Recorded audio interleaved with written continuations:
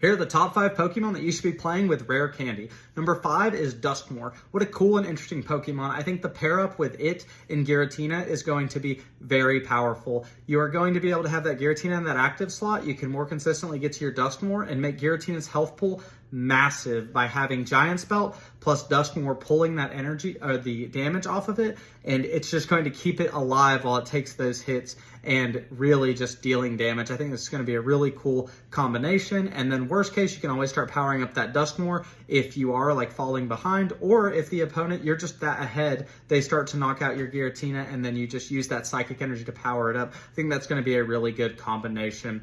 Number 4 is going to be something like Greninja. Greninja being able to deal damage on the 3rd or 4th turn of the game is going to be very powerful. It is more versatile because you don't even have to play it in a water deck, so you're going to have a really interesting combination of cards. Number 3 is going to be Rampardos. Rampardos is a very powerful Pokemon who hits for 130 off the rip. You could do that on turn 3 or 4. That is really powerful. I think the thing holding it back is that fossils are harder to come by than Pokeball in getting those basic Pokemon out. So if you don't see that fossil and you're looking at a hand with Rampardos and Rare Candy, you're just going to be upset because Pokeball doesn't do it for you. Maybe you can pull it off research. I think number 2, as far as powerful Pokemon with this card, it's going to be the new Charizard X.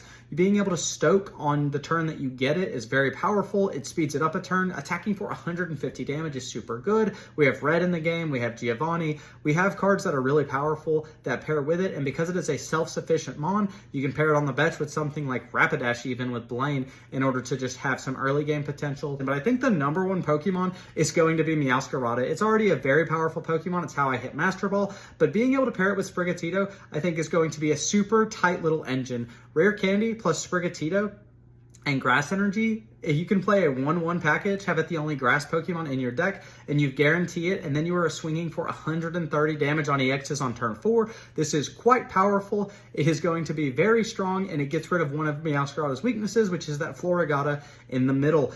You can pair this up with something like Staraptor or other normal type Pokemon. I think Staraptor is going to be so good with it because you can pair that with Berry. If you do not see the Sprigatito, you can go Starly, Rare Candy into Staraptor for 130 damage really quickly with that Berry combo. I think this is going to be a very fun and exciting explosive deck with some super early game aggro potential, and that is the one I'm most excited to try out personally. But what do you think? Honorable mentions are definitely Gardevoir as a support Pokemon.